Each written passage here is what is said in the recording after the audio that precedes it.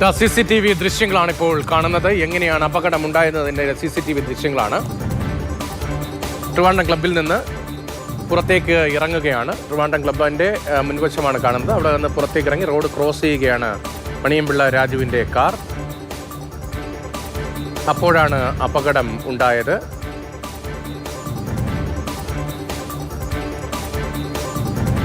Bike വേഗതയിലായിരുന്നു എന്ന് വ്യക്തമാകുന്നുണ്ട്.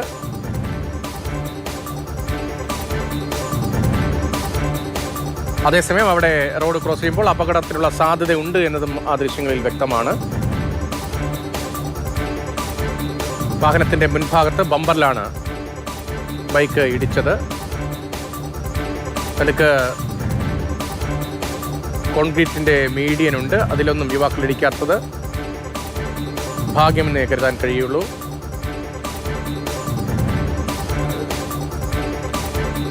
ട്രിവാൻഡ്രം ക്ലബ്ബിൽ നിന്ന് പുറത്തേക്ക് റോഡ് ക്രോസ് ചെയ്യുമ്പോഴാണ് ഈ അപകടമുണ്ടായത് എന്നത് വ്യക്തമാവുകയാണ്. കാറിന്റെ മുൻവശത്ത് ബൈക്ക് ഇടിക്കുകയായിരുന്നു. കെ സ്റ്റെഫിൻ ഉണ്ട്. സ്റ്റെഫിൻ, ആ ദൃശ്യങ്ങൾ പ്രേക്ഷകർ കാണുന്നുണ്ട്.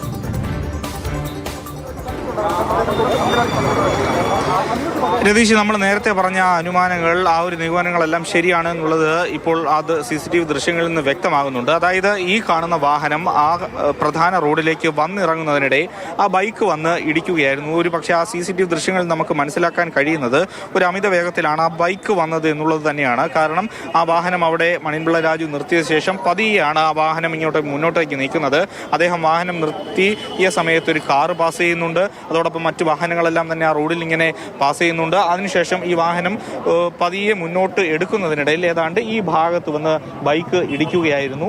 ഈ താഴെ ഭാഗത്ത് വന്ന് ബൈക്കിന്റെ ഒരു പക്ഷേ ആ ഫ്രണ്ട് വീലും അതിനോട് ചേർന്ന ഭാഗവുമെല്ലാം ഇടിച്ചതിന്റെ ആഘാതത്തിലാണ് ബൈക്ക് കുറച്ചുകൂടി മുന്നോട്ടേക്ക് പോയി വലതു ഭാഗത്തേക്ക് മറിഞ്ഞു വീണത്. അങ്ങനെ ആ റോഡിലേക്ക് ബൈക്കല്ലേ, അല്പം ഉറപ്പുള്ള ബൈക്കാണ്. മാത്രമല്ല ഉറപ്പുള്ള ക്രാഷ് ഗാർഡുമാണല്ലോ. ക്രാഷ് ഗാർഡ് ആയിരിക്കും ഒരുപക്ഷെ ഇടിച്ചിട്ടുണ്ടാവുക.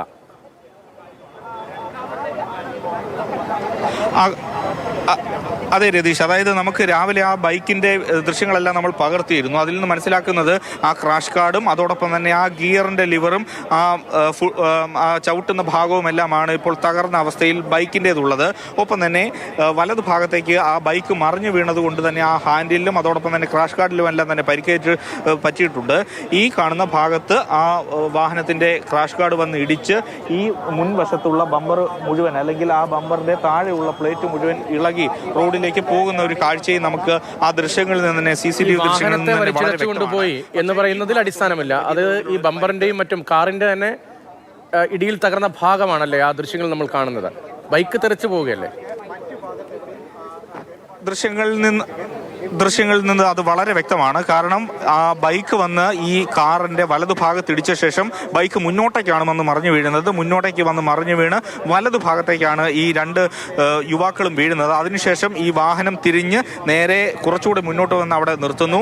ആ വാഹനം വലിച്ചിഴച്ചുകൊണ്ട് പോയി എന്ന് പറയുന്ന ആരോപണം അത് വളരെയധികം തെറ്റായ ഒരു കാര്യമാണ്. ഒപ്പം തന്നെ ആ വാഹനത്തിന്റെ മുൻവശം നോക്കിക്കഴിഞ്ഞാൽ അതിന്റെ ബമ്പറിന്റെ ഒരു വശം ഇങ്ങനെ താഴ്ന്ന് ആ റോഡിൽ കിടക്കുന്നതൊക്കെ തന്നെ കാണാം. അതിന്റെ ലോഗോയും അതോടൊപ്പം തന്നെ മുൻഭാഗത്തെ പല സ്ഥലങ്ങളും അവിടെയൊക്കെ ചെറിയ ലൈറ്റുകൾ ഉണ്ടായിരുന്നു. ആ ലൈറ്റ് എല്ലാം തകർന്ന് റോഡിൽ കിടക്കുന്ന ഒരു സ്ഥിതി ഉണ്ട്. ഇപ്പോഴും അത് അവിടെ തന്നെ ആണ് ഉള്ളത്. CCTV ദൃശ്യങ്ങളിൽ നിന്ന് അതെല്ലാം കൃത്യമായി തന്നെ പതിഞ്ഞിട്ടുണ്ട്.